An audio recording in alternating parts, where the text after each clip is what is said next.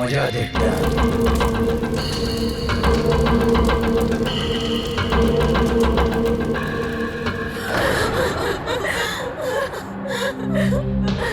তো প্লেনে আপনাদের তিনজনের হাজবেন্ড ছাড়া শুধু পাইলট ছিল?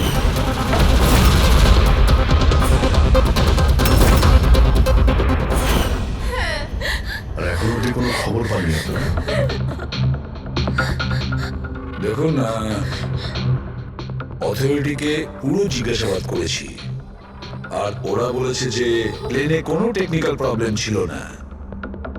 তাহলে আপনাদের এরকম কেন মনে হচ্ছে যে ওটা অ্যাক্সিডেন্ট ছিল না, ওটা প্লেন ক্র্যাশ ছিল না, বরং কেউ জেনে শুনে ওদেরকে খুন করেছে? ওনাকে অনেকদিন ধরে কেউ ফোন করে হুমকি দিচ্ছিল। দেখুন, আপনাদের হাজবেন্ড তো নামি দামি বিল্ডার্স, তাই হুমকি দেওয়া ফোন তো আপনাদের আসতেই পারে, তাই না? কিন্তু এক্স্যাক্টলি কি হয়েছিল বলুন তো আপনারা? হ্যাঁ, ওরা তিনজন সুরাট যাচ্ছিল কোনো জমি কিনতে, কিন্তু কিছু বিল্ডার্স ছিল যারা চাইতো না এই ডিলটা হোক। হ্যাঁ স্যার, কোটি টাকার ডিল ছিল। নিশ্চয়ই এই কাজ ওদের মধ্যেই কারোর হবে। আচ্ছা, হুমকি দিয়ে কেউ ফোন করলো আর আপনারা পুলিশের কাছে কেন রিপোর্ট করেননি? স্যার, আমরা পুলিশের কাছে যেতে চেয়েছিলাম, কিন্তু আমাদের হাজবেন্ডরা আমাদের বাধা দিল। হ্যালো, কে বলছেন? খবরদার, যদি ওই সুরাটের জমিটার ব্যাপারে ভেবেওছো তুমি, বুঝেছ? হুমকি দিচ্ছেন? হুমকি দিচ্ছেন আমাকে? হুমকি ভাবো তুমি? কাল সকাল 11টার সময় তোমার জীবনের শেষ নিঃশ্বাস নেবে তুমি। আপনার যা করার করে নিন, এই ডিল তো আমি করেই ছাড়ব।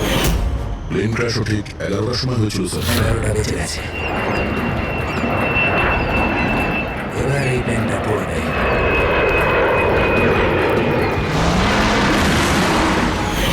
এটা কোনো কাকতালীয় ঘটনা হতে পারে না। আপনি বলুন স্যার, যে একটা জমি টুকরো কারোর জীবনের থেকে বড় হতে পারে কি? দেখুন, আমি আপনাদের প্রমিস করছি, যারা এই কাজটা করেছে তাদেরকে আমরা শাস্তি দিয়েই ছাড়ব।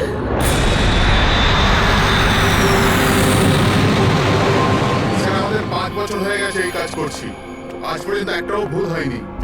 আমাদের কাছে ভুল হওয়ার কোনো সম্ভাবনাই নেই স্যার। যদি স্যার প্লেনে কোনো প্রবলেম থাকতো তাহলে আমরা ওটাকে উঠতে দিতাম না। তাহলে আপনাদের কথা অনুযায়ী প্লেনে কোনো প্রবলেম ছিল না? একদমই নয় স্যার। তাহলে প্লেনটা ক্র্যাশ হলো কি করে? হ্যাঁ, 4 জন মারা গিয়েছেন, কে দায়িত্ব নেবে তার? স্যার, আমি নিজেই খুব অবাক হয়েছি যে এটা ঘটলো কি করে। ফ্লাইট রেকর্ডার জানেন তো আপনারা, যাকে আমরা ব্ল্যাক বক্স বলি, সেখানেও সবকিছু নর্মাল দেখাচ্ছে। নর্মাল বললে কাজ চলবে না, সব কিছু ডিটেলে বলুন। শুরু থেকে, টেক অফ হওয়ার আগে থেকে কি হয়েছিল? আমরা পুরো প্লেন চেক করে পাইলটকে হ্যান্ড ওভার করে দিয়েছিলাম।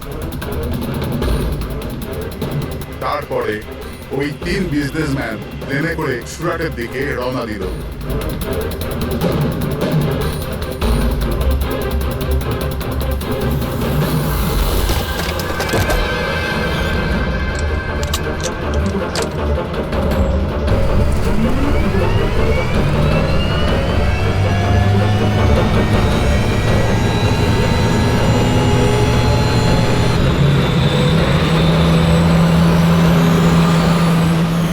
টেক অফের পারমিশন রেডিও ফ্রিকোয়েন্সি থেকে পাই, মেন টাওয়ার থেকে।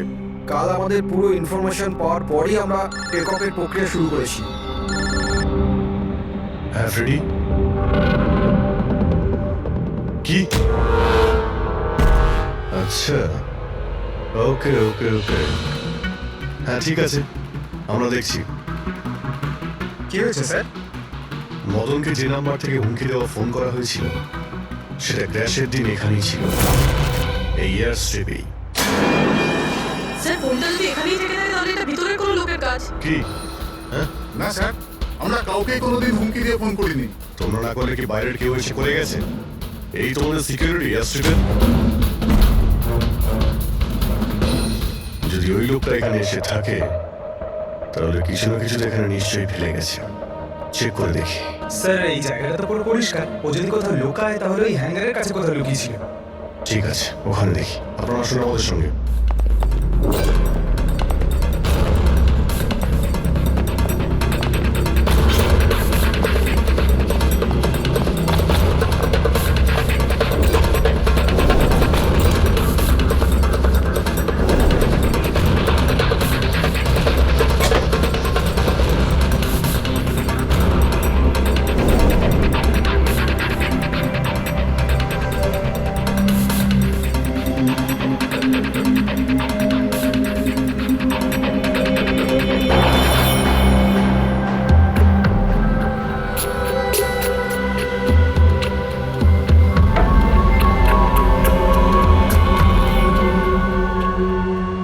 স্যার স্যার একটা ভাঙা ফোন পেয়েছি। স্যার আমার মনে হয় হুমকি দেওয়ার জন্য এই ফোনটাই ব্যবহার করেছিলেন। হতে পারে ইউজ করে ভেঙে দিয়েছে। রেখে দাও, কিছু প্রমাণ তো নিশ্চয়ই পাওয়া যাবে। কোথায় পেলে তুমি এটা? স্যার ওখান থেকে। স্যার এখানে।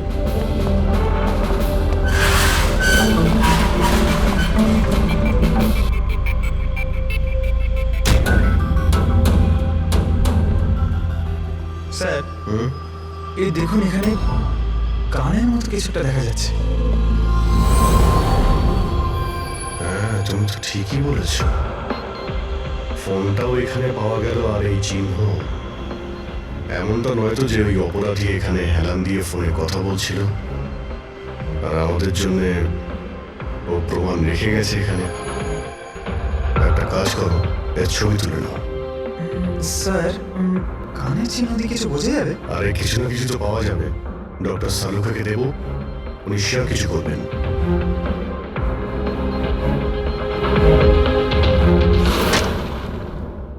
স্যার দুটো লাশ পাওয়া গেছে, অঙ্কুর আর মদনের। অঙ্কুর আর মদন। আচ্ছা, সুমিত আর ওই প্লেনের পাইলট?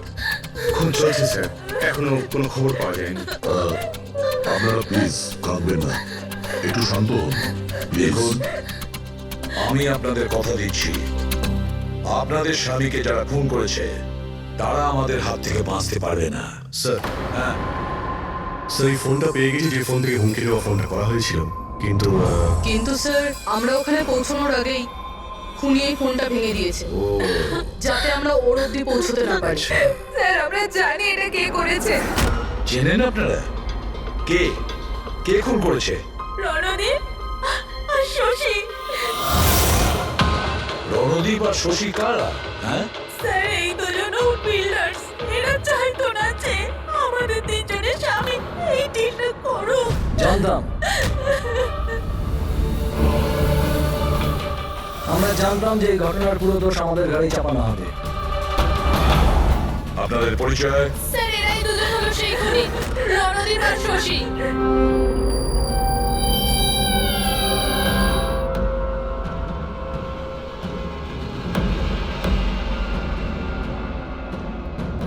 জানি না এই মহিলাদের আমাদের সঙ্গে কি শত্রুতা আছে, যাই হোক না কেন আমাদের উপরে সবসময় দোষারোপ। আর আগেও একবার এরা আমাদের মিথ্যে অভিযোগে গ্রেফতার করিয়েছিল। আচ্ছা, কোন অপরাধে গ্রেপ্তার করেছিল আপনাদের? আমাদেরও একটু বলুন। স্যার প্রথমবার যখন অঙ্কুরকে কল করে হুমকি দিয়েছিল, তো আমি পুলিশে রিপোর্ট লিখিয়েছিলাম এই রণদীপের বিরুদ্ধে। আর পুলিশ আমাকে গ্রেফতারও করেছিল, কিন্তু পরে আমি নির্দোষ প্রমাণিত হই। হ্যাঁ স্যার, আসলে ওই হুমকি দেওয়া ফোন ওই গ্রামবাসীদের ছিল যাদের জমি এরা নিতে চেয়েছিল। হ্যাঁ, ওই গ্রামের লোকগুলো তো এখনো জেলেই আছে। তো এই বাজে কাজটা তোমরা ছাড়া আর কে করতে পারে? দেখলেন স্যার, আবার আমাদের উপর অভিযোগ। যদি আমরাই হামলা করে থাকি তাহলে সিআইডির কাছে আমরা কেন আসবো? কোনো ব্যাপার না, খুব তাড়াতাড়ি সমস্ত সমস্যার সমাধান হয়ে যাবে। হ্যাঁ, কারণ আমরা ওখানে অপরাধের কানের চিহ্ন পেয়েছি। আর ব্যাস, সেটা থেকে তো আমরা পুরোটা জেনেই যাব যে খুনি কে। এই দেওয়ালে যে কাঁচা রং ছিল, ওখানে এই যে কানের ছাপটা দেখা যাচ্ছে, এই কানের ছাপটা দেখো। কিছু দেখতে পাচ্ছ এতে? ওই কানের প্রিন্টে স্টারের মতন দেখতে কিছু ইমপ্রিন্ট আছে। আরো একটা কথা, এই যে অপরাধী, এ সমুদ্রের আশেপাশে থাকে। এইটা কিভাবে জানতে পারলেন স্যার?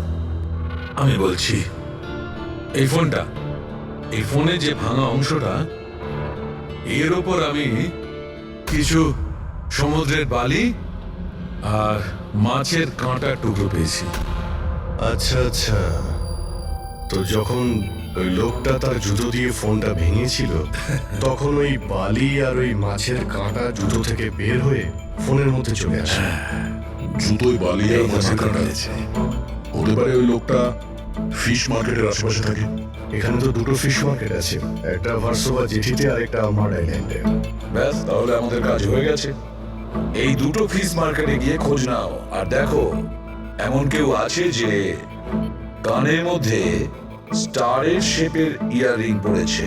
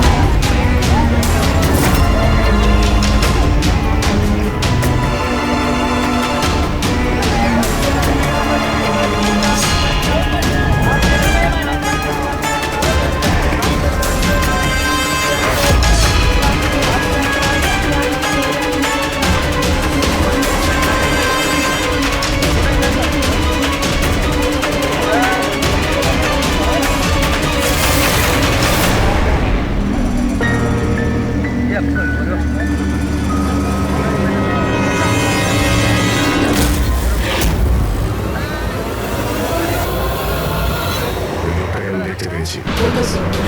সবাই চলে এসো।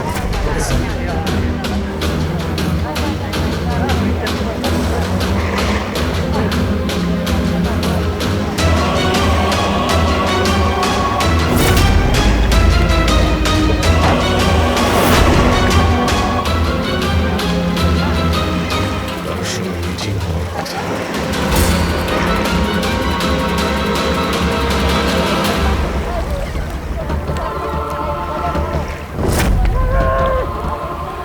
এই লোকটা কে চিনতে পারছি না তো।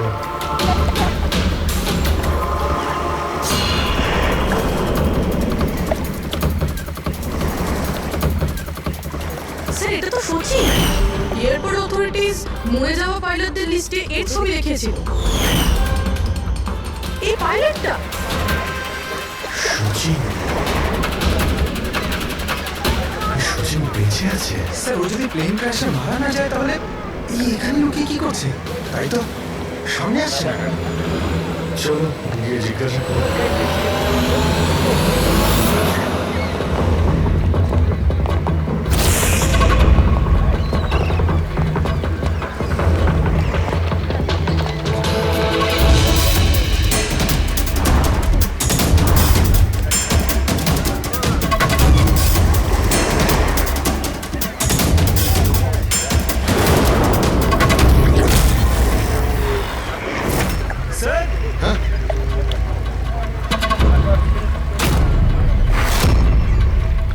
স্যার, এ তো মারা গেছে।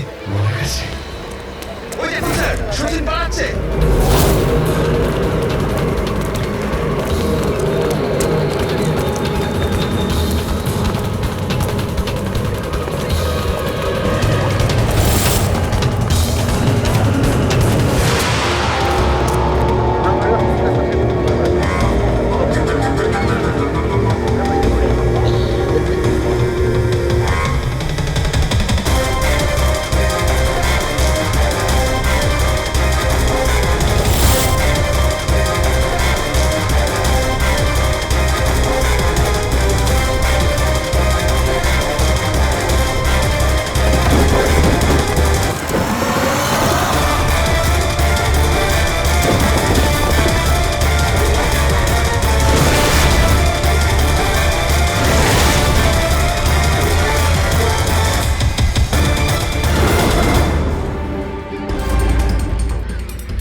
লোকটা মনে হয় এমন কিছু রহস্য জানতো যেটা সচিন চাইতো না আমরা জানতে পারি, আর হয়তো সেই জন্যই ওকে মেরে ফেললো।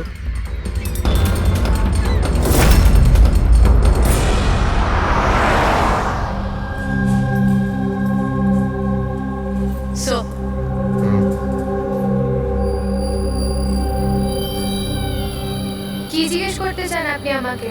আপনার হাজবেন্ড শচীনের ব্যাপারে আপনি কি বলতে পারবেন ও কোথায় আছে? এটা কিরকম প্রশ্ন ইন্সপেক্টর? আপনারা তো জানেন কিছুদিন আগে একটা প্লেন ক্র্যাশে। আগে না, শচীন বেঁচে আছে। বেঁচে আছে? আগে হ্যাঁ। আর আপনি হয়তো এটা শুনে খুবই কষ্ট পাবেন যে ও একটা খুন করে পালিয়েছে। এমনিতে তোমার স্বামী শচীন কত টাকা পেয়েছিল এই ষড়যন্ত্রে যুক্ত হয়ে? টাকা? টাকা পাইনি। টাকা যদি পেয়ে থাকতো তাহলে আমি কফি শপে কাজ করতাম না। আর এমনিতে আমাদের রিলেশন ঠিক চলছিল না। আপনাদের মধ্যে বনিবনা হচ্ছিল না? কি বলতে চাইছেন, মানে জিজ্ঞেস করতে পারি কি প্রবলেম ছিল? দীপ্তি নামের একটা মেয়ে আছে, এয়ার হোস্টেস। অনেকবার বলতো যে তোর সাথে ডিভোর্স নিয়ে ওর সাথে থাকতে চাই। কোথায় থাকে ও? সিঙ্গাপুর। সিঙ্গাপুর? কি শচীন বেঁচে আছে? এ হতে পারে না স্যার। আমরা নিজের চোখে ওকে প্লেনে উঠতে দেখেছিলাম। স্যার এত বড় দুর্ঘটনায় ওর বেঁচে থাকার কোনো সম্ভাবনাই নেই স্যার। আর ও যদি প্লেন থেকে প্যারাশুট নিয়ে লাফ দেয় তাহলে? না স্যার, যদি প্যারাশুট নিয়ে লাফ দিত তাহলে কেউ না কেউ তো নিশ্চয়ই দেখতে পেত। আমরা কিছু মিস করে যাচ্ছি না তো? কি একটু আগে তুমি কি বললে, কি মিস করেছো? না না স্যার, কিছু না। তোমাদের অ্যাপিয়ারেন্স বলছে যে তোমরা কিছু লুকোচ্ছো, তাই তো? কি ব্যাপার বলো, বলো তাড়াতাড়ি। সরি স্যার, আমরা ওই ছোট একটা ভুল করে ফেলেছিলাম। কিরকম ভুল? স্যার যখন প্লেন টেক অফ করেছিল আমরা ওখানে ছিলামই না। আপনারা এত বড় ভুল কি করে করতে পারেন? হ্যাঁ স্যার ওই প্লেন যখন রানওয়েতে দৌড়চ্ছিল স্যার কিছু বিস্ফোরণ হলো স্যার। কিরকম বিস্ফোরণ? স্যার কেউ একজন চকলেট বোম ফাটিয়েছিল, তো আমরা ওইটাই দেখতে গিয়েছিলাম যে কোথাও কিছু হয়নি তো। আরে এটা তো চকলেট বোম। আর স্যার যখন আমরা ফিরে এলাম তখন দেখলাম যে প্লেন উড়ে গেছিল স্যার। এটা ওই গাড়িওয়ালারই কাজ হবে। ওদের কনসেন্ট্রেশন নষ্ট করার জন্য। হ্যাঁ, কিন্তু অভিজিৎ কেন? কিসের মোটিভ থাকতে পারে ওদের কনসেন্ট্রেশন ব্রেক করার জন্য? কিছু না কিছু তো গোলমাল আছে অভিজিৎ। আচ্ছা, যখন বোমটা ব্লাস্ট হয় তখন প্লেনটা বায়ুস্তরের কোন জায়গায় ছিল? ওখানে গিয়ে দেখো। আসুন স্যার, চলো দেখো। আসুন।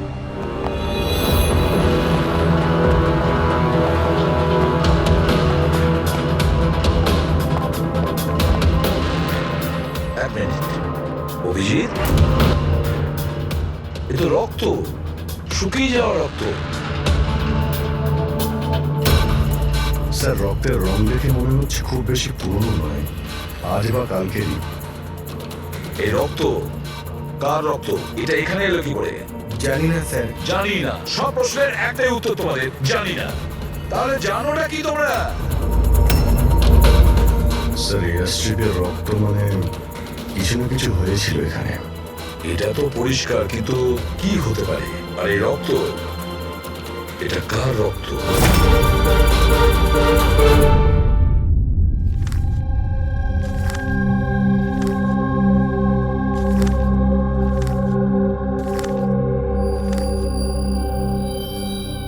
বস, জানতে পেরে গেছি ওই এয়ার স্ট্রিপে যে রক্ত ছিল ওটা কার।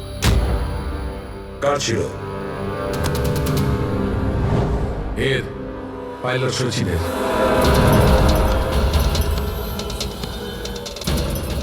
পাইলট শচীনের রক্ত? কিন্তু ওরা আঘাত লাগলো কি করে, কখন? স্যার যখন আমরা ওকে জেটিতে দেখেছিলাম তখনও একটা স্লিং ব্যান্ডেজ পড়েছিল, আর ওর হাতে ব্যান্ডেজও বাঁধা ছিল।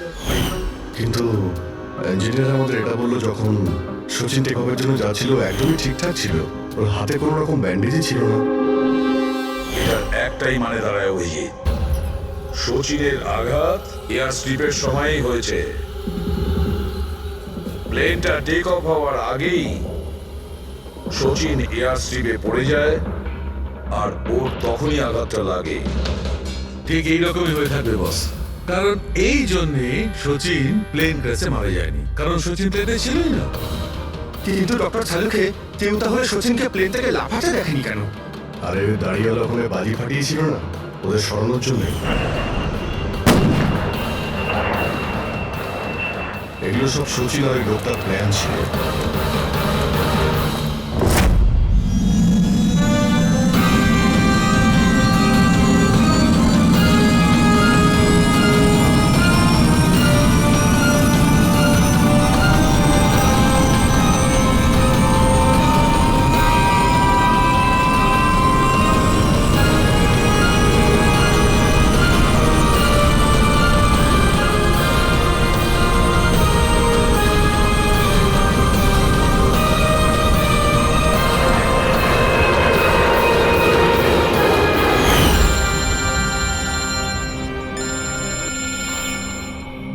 হ্যালো,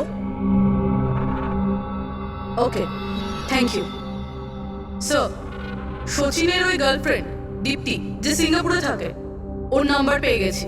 সচিন কি হয়েছে ওর? ও ঠিক আছে তো? দীপ্তি, একটা কথা বলো, শেষবারের মতন সচিনের সঙ্গে তুমি কবে কথা বলেছিলে? 2 দিন আগে। 2 দিন আগে? কিন্তু সচিনের ওয়াইফ তো আমাদের বলেছে তোমাদের দুজনের সম্পর্ক ভেঙে গেছে। না, হয়তো ওর বউকে এটা বলেনি যে ও আমার সাথে মিট করতে সিঙ্গাপুরে আসছে। আচ্ছা, সচিনের কবে আসার কথা সিঙ্গাপুরে? 1 সপ্তাহ বাদে।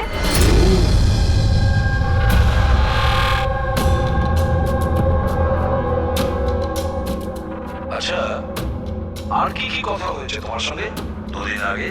ও বলছিল যে ও অনেক টাকা পেতে চলেছে আর তারপর আমরা দুজনে নতুন জীবন শুরু করতে পারি। কিন্তু আপনার এইসব প্রশ্ন, সচিন ঠিক আছে তো? ভয় পেও না, সচিনের কিছু হবে না। আর যদি দরকার পড়ে আমরা আবার তোমায় ফোন করব। Thank you. আচ্ছা, দীপ্তি আবার যুক্ত নয় তো এই প্ল্যানের সঙ্গে, এই সমস্ত ষড়যন্ত্রের সঙ্গে? প্রবি, একটা কাজ করো, সিঙ্গাপুর পুলিশকে পুরো ডিটেলস জানিয়ে দাও আর বলো যে ওরা এই দীপ্তির উপর যেন নজর রাখে। Yes sir. স্যার, হ্যাঁ, সচিনের ওয়াইফের সঙ্গে কথা বলছেন, ও তো বললো যে সচিনের পাসপোর্ট বাড়িতেই আছে। কি? সচিনের পাসপোর্ট বাড়িতে? আর সচিন সিঙ্গাপুর যাওয়ার জন্য প্ল্যান করছে? এটা আবার হয়নি তো যে সচিন নকল পাসপোর্ট বানিয়েছে? নকল পাসপোর্ট? আচ্ছা, আমাদের ওই ঘেটু আছে না, ও কিন্তু নকল পাসপোর্টের ব্যাপারে অনেক কিছু জানে। ঠিক, একটা কাজ করো, পঙ্কজকে বলো যে সচিনের ফটো নিয়ে যেন ঘেটুর সঙ্গে দেখা করে। হ্যাঁ। Yes sir. আরও একটা কথা স্যার, সচিন যদি প্লেন টেক অফ হওয়ার আগে প্লেন থেকে ঝাঁপ দিয়ে থাকে, তাহলে প্লেনটা ওড়াচ্ছিল কে? আর যখন ও প্লেন থেকে ঝাঁপ দিল তখন এই মদন, অঙ্কুর আর সুমিত এরা চিৎকার চেঁচামেচি করলো না কেন? চুপচাপ বসেছিল কেন? বস, প্লেন থেকে পড়ে গেলে এরকম সুযোগ পাবে কি করে? এরা 3 জনেই তো অজ্ঞান ছিল। কিন্তু স্যার, এরা জ্ঞানটা হারালো কিভাবে? পূর্বে এদের 3 জনের পেটের মধ্যে ব্ল্যাক কফি ছিল, আর এই ব্ল্যাক কফিতেই নেশাদ্রব্য মেশানো ছিল। কি? ব্ল্যাক কফির সঙ্গে নেশার ওষুধ? আই এম বরিন, আপনার কফি, থ্যাংক ইউ। তাহলে নিশ্চয়ই এটা সচিনের প্ল্যানের পার্ট ছিল। স্যার, একটা প্রশ্নের উত্তর এখনো পাইনি। বিনা পাইলট নিয়ে প্লেনটা উড়লো কিভাবে? এর উত্তর হলো UAS. UAS, আনইন্টারাপ্টেবল auto pilot system. এই প্রোগ্রাম দিয়ে মাটিতে থেকে আকাশে ওড়া প্লেনকে কন্ট্রোল করা যায় স্যার, যে কোনো জায়গা থেকে। হ্যাঁ স্যার, আমরা এই ফরেন্সিক ল্যাবে দাঁড়িয়েও যে প্লেনটা আকাশে উঠছে তাকে কন্ট্রোল করতে পারি। এই প্রোগ্রামটা এই জন্যই বানানো হয় যে আকাশে ওড়ার সময় প্লেনে যদি কোনো ইমার্জেন্সি হয় বা কোনোভাবে প্লেন হাইজ্যাকও হয়ে যায়, তাহলে তার কন্ট্রোল যেন নিচে থাকা লোকেদের হাতে থাকে। তার মানে প্লেনের ককপিটের কন্ট্রোল তার হাতে থাকবে যার হাতে রিমোট আছে। হ্যাঁ স্যার, আর যার কাছে রিমোট কন্ট্রোলটা ছিল সেই প্লেনটা ক্র্যাশ করিয়েছে সমুদ্রে। রিমোট কন্ট্রোলের লক্ষণই 1 কফিতে নেশার ওষুধ। যদি একবার আমরা জানতে পারি না যে ওই ব্ল্যাক কফিতে নেশার ওষুধ কে মিশিয়েছিল আর কে খাইয়েছিল, তাহলে বুঝে নাও রিমোট কন্ট্রোলের খুনির কাছেও আমরা পৌঁছে যাব। Remote control. Black coffee? Sir, Madan তো ব্ল্যাক কফি খেতেন না, ওনার হাই ব্লাড প্রেশার ছিল। আর স্যার আমিও তো সুমিতকে কোনো ব্ল্যাক কফি দিইনি, কারণ ও যখন বাড়ি থেকে বেরিয়েছিল তখন আমিও বাড়ি ছিলাম না। দেখুন, আমরা ওই তিনজনের পেট থেকেই ব্ল্যাক কফি পেয়েছি, যে সেই নেশার ওষুধ মিশিয়েছিল। আর আপনারা বলছেন যে আপনারা কেউ নিজেদের স্বামীকে ব্ল্যাক কফি খাওয়াননি। হতে পারে অন্য কেউ ওনাদের ব্ল্যাক কফি খাইয়েছিল, বা হতে পারে বাইরে যেখানে গিয়েছিল সেখানে খেয়েছিল। কোথাও গিয়েছিল কি? হ্যাঁ স্যার, ওকে আমাদের ড্রাইভার এয়ারপোর্টে ছাড়তে গেছিল। তাহলে হতে পারে যে ও বাইরে কোথাও কফি খেয়েছে, তাহলে ড্রাইভার জানতে পারে। রবি, ওকে একবার ডাকুন তো, কোথায় আছে ও?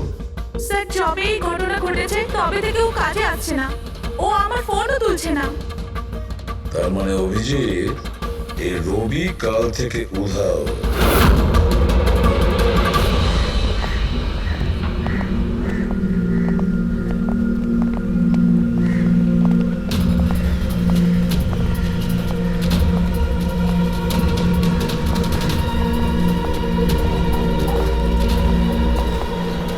সরিয়ান প্লিজ, একটু দেখি তো কি হয়েছে এখানে। দেখুন স্যার, এখানে খুব বন্ধ আসছে, আর এক্ষুনি পুলিশকে ফোন করেছিলাম কিন্তু এখন কেউ আসেনি। আমরা সিআইডি থেকে।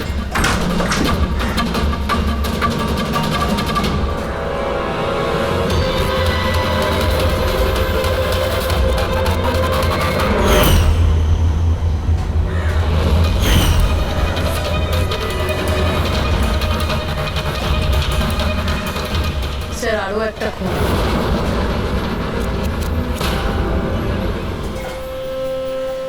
চলে আয়, জাস্ট ফলো মি।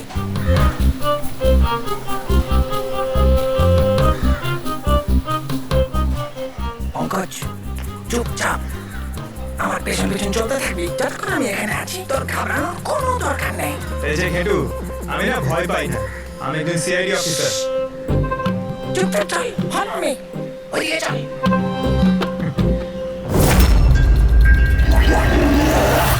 চলে আয়, পঙ্কজ।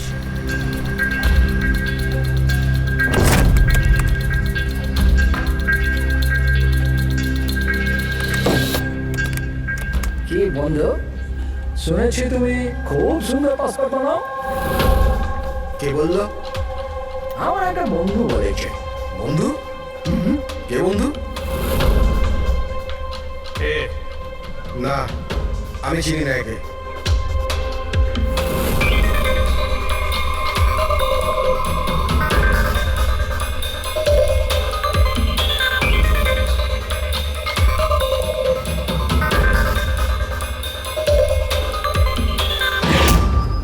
এ তোমার বন্ধু? তোমার কোনো সন্দেহ আছে? খুব ভালো করে চিনি আমি একে। এর পাসপোর্টও রেডি হয়ে পড়ে আছে আমার কাছে। আরে বাহ, তাহলে তো আমার পাসপোর্ট হয়ে যাবে, তাই না? হয়ে যাবে, কিন্তু দুটো পেটি লাগবে। আরে দেবো তো 2 পেটি। বলো না কি চাই, আম চাই না 2 পেটি আপেল চাই, বলো কি চাই। এই শালা, 2 পেটি মানে 2 লাখ। 2 লাখ? 2 লাখ? চল এটা বল, তোর নাম কি লিখবো পাসপোর্টে? Sub inspector Pankaj, CID. CID? হ্যাঁ, সিআইডি। আরে আরে আরে, আমি কি করেছি তোমার? শুধু তোরই নয়, যত নকল পাসপোর্ট বানায় সব ধান্দা বন্ধ হয়ে গেছে। যে প্রশ্নগুলো আমি করব সব কটা সত্যি সত্যি উত্তর দিবি, না হলে 2 লাখ বার উদ্বোস করাবো, বুঝেছিস? জিজ্ঞেস করো কি করবার আছে। এর নকল পাসপোর্ট নিতে কখন আসবে? জানি না। জানিস না? আজ সন্ধ্যাবেলা। দেখলে পঙ্কজ, খেঁচুর কামান। স্যার রবির ঘর থেকে যে বোতলটা পাওয়া গেছে ওখানে ওই নেশার ওষুধটা আছে যেটা সালুনকে স্যার ব্ল্যাক কফিতে পেয়েছিল। ওই রবি ছাড়া আর কারোর আঙুলের ছাপ পেয়েছিলে ওই বটলে? হ্যাঁ স্যার, রণদ্বীপের।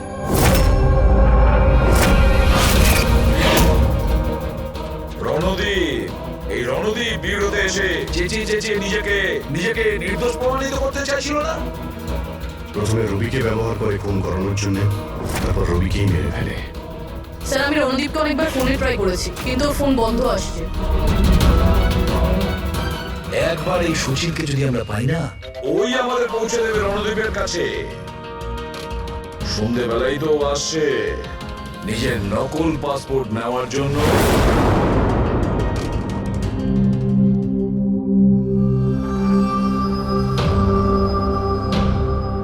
আমার পাসপোর্ট রেডি আছে। হ্যাঁ, তুমি এক কাজ করো, তোমার পাসপোর্ট ওর থেকে নিয়ে নাও, ওর কাছে আছে। আরে ভাই তাড়াতাড়ি করো, আমার কাছে বেশি সময় নেই। সত্যি বলেছিস তুই, তোর কাছে তো একদম সময় নেই। ব্যাস এই ফটোটা চিপকে দি। এটা কি ধরনের মজা? মজা নয়, এটা সিআইডির উপহার। সিআইডি? বল ওই প্লেন ক্র্যাশটা কি করে করেছিলি তুই?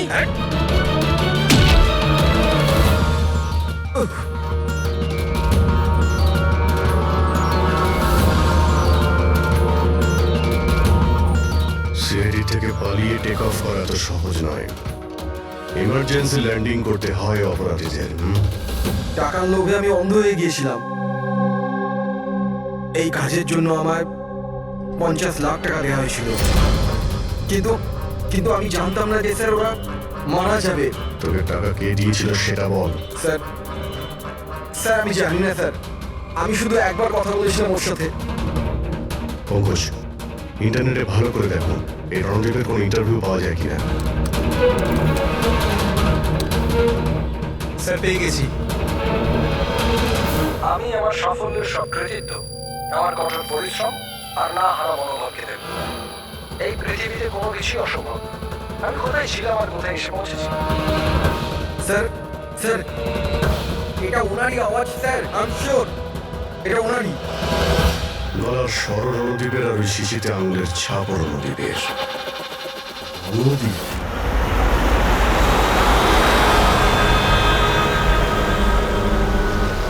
স্যার সামনে গিয়ে রাইটে।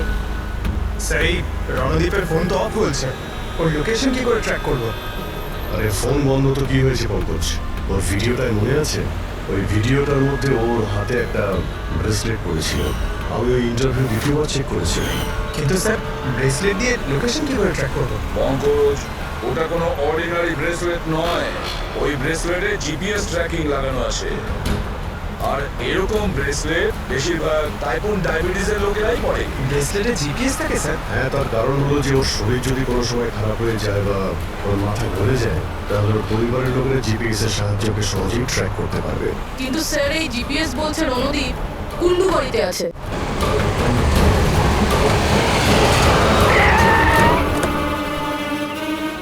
স্যার এখানেই কোথাও হবে, এইখানেই।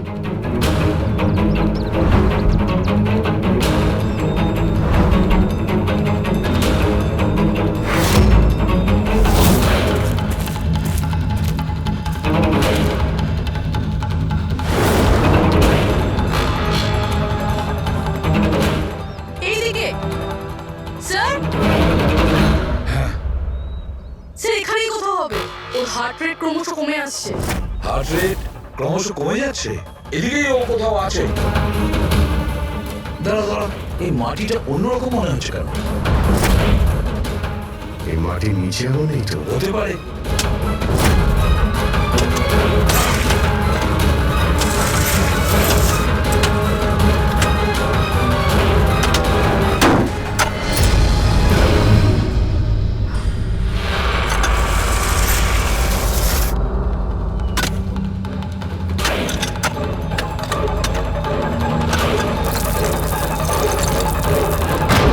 মাই গড, বেঁচে আছে? স্যার,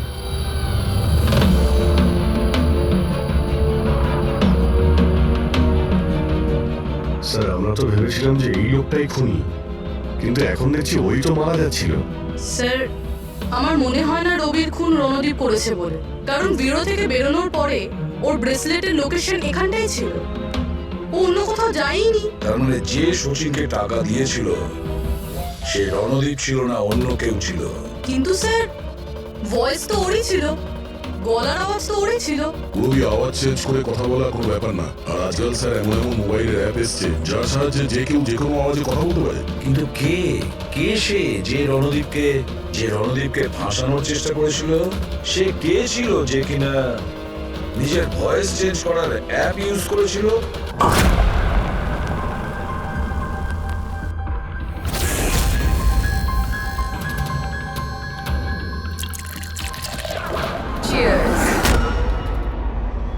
হ্যাঁ, চিয়ার্স চিয়ার্স। আসুন আসুন। আসুন। অভিনন্দন আপনাকে অভিনন্দন কিসের জন্য? ওই অ্যাপের জন্য। ওই অ্যাপ যেটা আপনাদের কোম্পানি বানিয়েছে, যেটা দিয়ে যে কোনো মানুষ তার নিজের ভয়েস চেঞ্জ করতে পারে। মানে হ্যাঁ, একবার শুনবেন? তোমাকে তোমার অপরাধের জন্য এবার জেলে যেতে হবে। তোমার অপরাধের জন্য এবার জেলে যেতে হবে। এটা কি ধরনের মজা? এটা মজা নয়। এই ডিভাইস দিয়ে তুমি রণদীপকে ফাঁসানোর চেষ্টা করেছিলে, তাই না? পুরবি, অ্যারেস্ট করো একে। চলুন ম্যাডাম।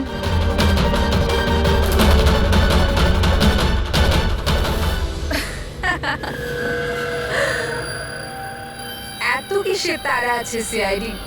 একটু ওদিকে তো তাকান। এই, ছেড়ে দাও ওকে। বোকামি করো না। এই, ছেড়ে দাও এদের।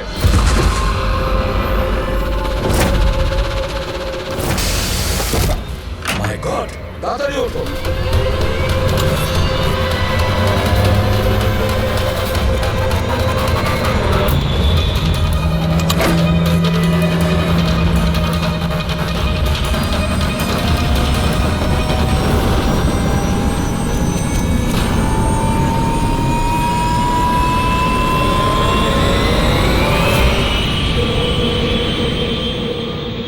Good bye CID.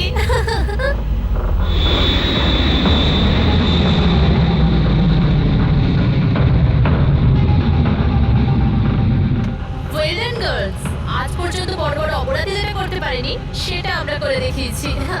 সিআইডি তো পাগল হয়ে গেছে মনে হয়। আরে ওসব তো ঠিক আছে, কিন্তু আমরা যাব কোথায়? অরিজিনাল প্ল্যান তো আমরা ভেস্তে ফেলেছি। ভেবে দেখি, কোনো না কোনো রাস্তা তো পেয়েই যাবো।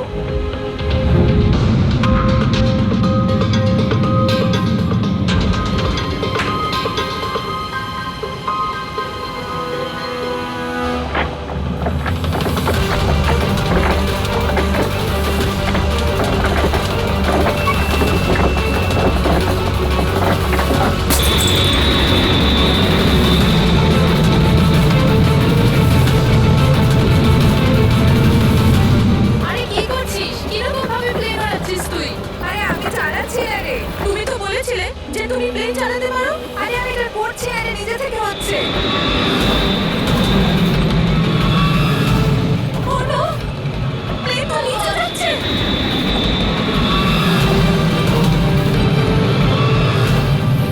মনে হচ্ছে আমাদের ইউএস টেকনোলজি কেউ জানতে পেরে গেছে নাকি? কিন্তু কি করে?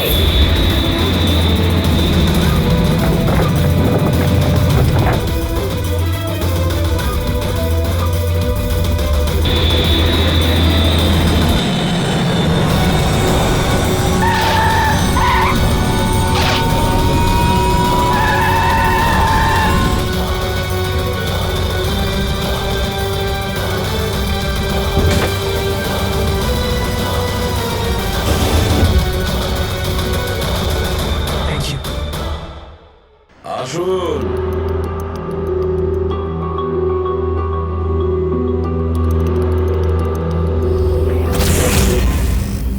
যে দেশে মহিলারা স্বামীর দীর্ঘ জীবনের জন্য ব্রত রাখেন, সেখানে আপনারা তিনজন মিলে আপনাদের স্বামীদের খুন করে দিলেন। নিশ্চয়ই কোনো উপযুক্ত কারণ ছিল এর। হ্যাঁ, কারণ ছিল। আমাদের হাজবেন্ডরাও ধোয়া তুলসী পাতা ছিল না। হ্যাঁ, লোকেদের কাছে তো এমন দেখাতো যে ওরা আমাদের খুব ভালোবাসে, কিন্তু বাড়িতে কিছু অন্য গল্প হতো। না আমরা কোনো ভালোবাসা পেলাম, আর না কোনো সম্মান।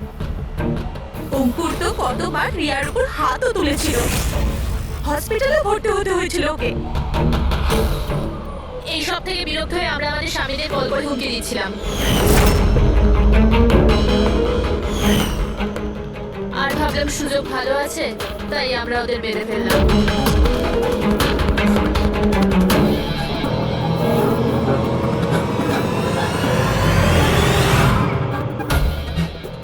ভাগ্য দেখুন, রণদীপ রবির কাছে গিয়েছিল ওই অজ্ঞান হওয়ার ওষুধ নিয়ে, যাতে আমাদের স্বামী মিটিংয়ে পৌঁছতেই না পারে। আর এই ব্যাপারটাও আমাদের কাজে লেগে গেল। তাহলে রবির সততার সুযোগ দিয়েছো তুমি। তারপরে তোমরা রণদীপকে মাটিতে পুঁতে দিয়েছিলে, যাতে আমাদের মনে হয় ও অপরাধ করে পালিয়ে গেছে। খাঁচায় বন্দি পাখির মতো জীবন কাটানোর কোনো ইচ্ছে ছিল না। আমরা স্বাধীনভাবে শ্বাস নিতে চেয়েছিলাম। স্বাধীনভাবে শ্বাস নেওয়ার আরো কিছু পথ খোলা আছে ম্যাডাম। স্বামীকে খুন করা সব থেকে ভুল সিদ্ধান্ত। এটা ঠিক করতে যদি স্বামীর কাছ থেকে সরে যেতে, কিন্তু না, তোমরা তিনজন এমন রাস্তা বেছে নিয়েছো যে রাস্তা তোমাদের অন্ধকারে নিয়ে যাবে, আর সেটাও জেলের গড়াদের পেছনে।